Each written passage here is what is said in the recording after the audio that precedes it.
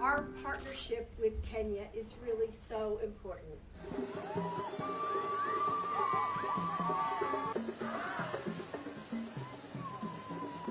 Thank you for the courage.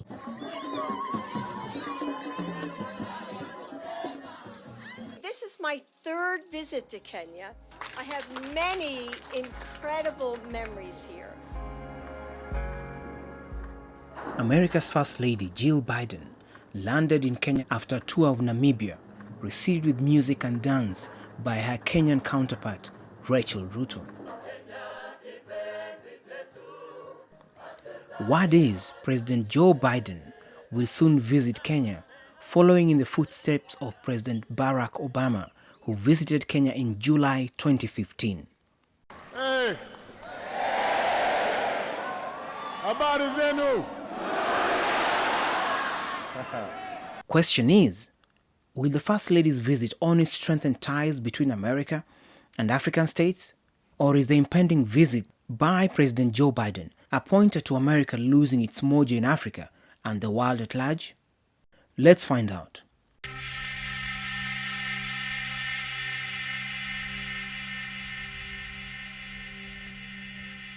When the UN Security Council was formed after the Second World War, China became a permanent member, but as a lesser power, whereas the USA became the superpower, both as an economy and militarily. China joined USA, Britain, USSR, and France, the latecomer at the table. Decades later though, what America never betted on was that China, the underdog, would quickly rise to become an economic powerhouse, managing to navigate the capitalist market despite its communist history, and building alliances with resource-rich African states through investment and tangible infrastructure development. What America also never betted on was the alliance between China and Russia that would become a constant nightmare at the UN Security Council. So again, why would President Biden and the First Lady be keen on Africa at this juncture? The reason is simple. Stem China's growing influence in Africa and manage the rebirth of Putin's Russia globally and in Africa.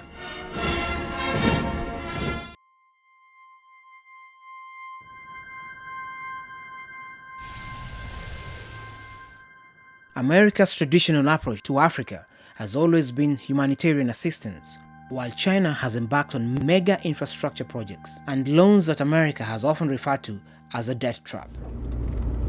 This is Nairobi's expressway. This is Chinese money. This is a Chinese loan. So unlike the US, China figured the best way to relate with Africa is to spend money without too many conditions. And rather than just offer humanitarian assistance, China's approach is to build mega projects. And that is what the Trump administration and now the US calls the debt trap. Because for defaulting nations, there's the risk to lose some of the collateral that they give, often ports, national projects or national facilities that would really cost a lot of money. So in this manner, Chinese soft power is working in Africa, and the US is waking up to it. It would appear America lost its mojo, but more specifically, the US lost the opportunity for a more strategic engagement that is not what the African leaders would regard as a token of friendship. They want to be able to develop their continent under their own terms, with major projects that have meaningful impact on the ground. Not only aid, financial aid, which then also to a certain degree becomes a trap in its own way, because it develops a dependency syndrome amongst the African states. And that is something that Africa is trying to move away from. Regarding Chinese money, obviously there's an appetite for it.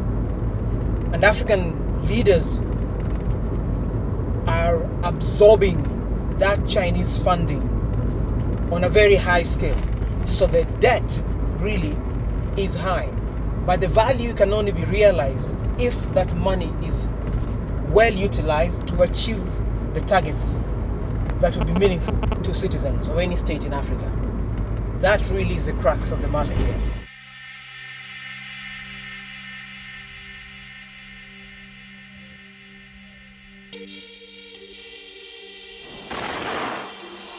You see, Russia is waging a war with Ukraine, largely to fend off the influence of NATO on former USSR states. During the Bush presidency, Putin attacked Georgia upon President Bush's attempt to have Georgia join the NATO alliance.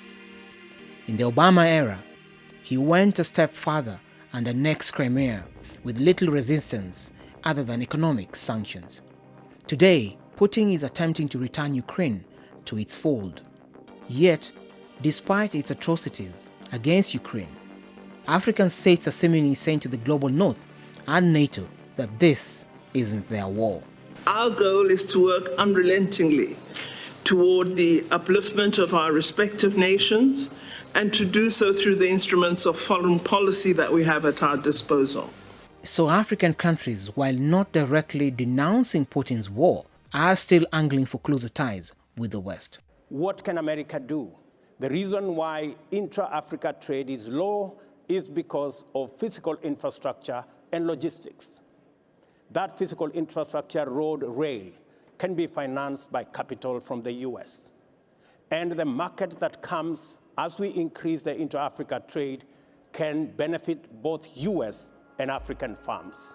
America's new quest in Africa will call for Biden to dig deeper to stem China's deep pockets in Africa. And this afternoon, I'm announcing an additional $2 billion in humanitarian assistance to address acute food insecurity in Africa. Assistance is going to help ensure that children and families don't have to go to bed hungry. Can America get back its mojo in the new scramble for Africa? Please share your thoughts below. Also, check out the next story on your screen. Kindly like and subscribe for more. And from me, it's thank you, good people. Till next time. Bye-bye.